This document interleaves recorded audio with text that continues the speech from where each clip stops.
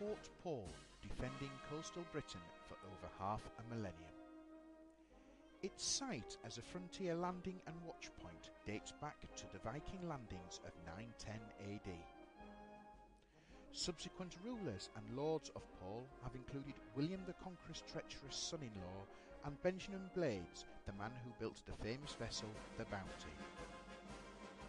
Its heritage encompasses the beacons and gun emplacements which existed on the site previous to the first bona fide fort, dating back to the Knights of the Crusade, as well as incorporating a great deal of local history.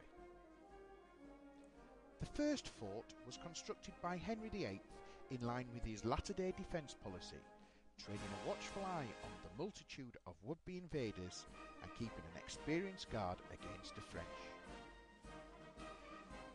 Its past saw Charles I base himself at Fort Paull, which came under heavy bombardment as the civil war between the Royalists and Parliamentarians raged.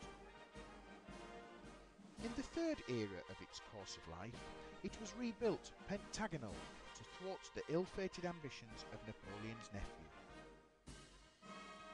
Under the 64-year reign of Queen Victoria, a long jetty and railway were added onto its industrious Humber shore. Geared up for active service in the First World War, Fort Paull provided anti-aircraft cover against German airships, which frequently raided the area in and around Hull. It is said that Fort Paull housed a large part of the crown jewels during the Second World War, and is known to have been on Adolf Hitler's plans for destruction. During the Second World War, Fort Paull also housed a highly secret laboratory which was visited by Winston Churchill. At the end of hostilities, Fort Paull was used as an ammunition distribution centre, being decommissioned in the early 1950s.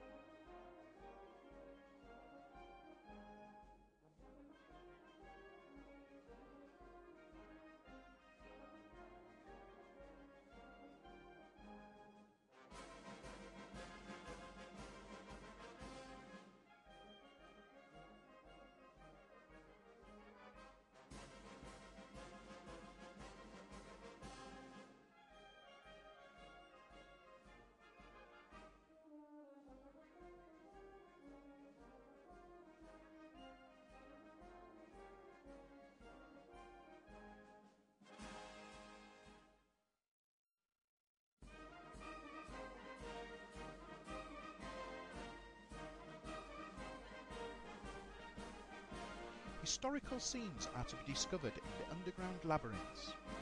A tremendous array of waxwork creations created and produced by volunteers interpret Fort Paull's operations and globally momentous connections. There is also a second fortress system underground at Fort Paull, with 2 tunnels leading to both single and double 2-storey blockhouses, each a remarkable fort within a fort. The underground passages also give access to Paull's fortress vaults, military hospital and magazines. Among the vast array of artefacts on display is the death mask of Gorin and replicas of the crown jewels.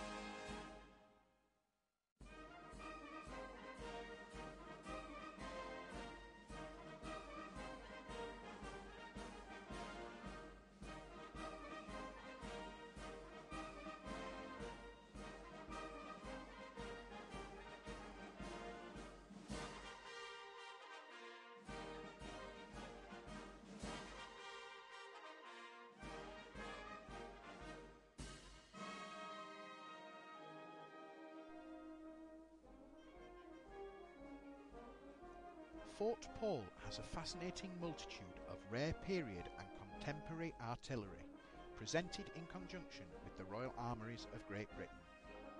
To complement the artillery pieces, there are classic military vehicles, armoured cars and live working mechanisms.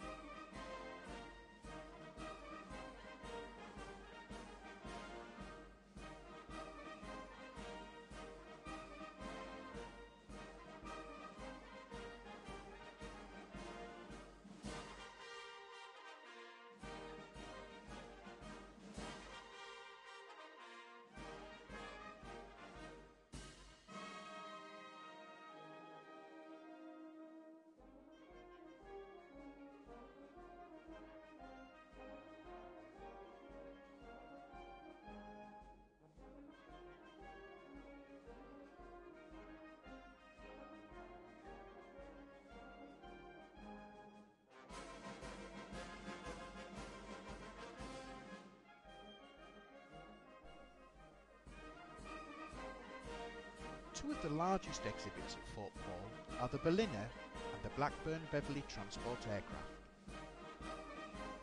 The Berliner railway carriage, a relic of the Cold War, was used between 1946 and 1991 to transport troops and civilians from West Germany across the Russian-controlled sectors of East Germany to West Berlin. This carriage is the only remaining part of the British military train and was the main restaurant car, providing 5-star meals for all. The Blackburn-Beverley was a heavy-lift transport aircraft which served with the Royal Air Force between 1956 and 1967. They served with great distinction with 30, 34, 47, 53 and 84 squadrons, also serving with 242 operational conversion unit.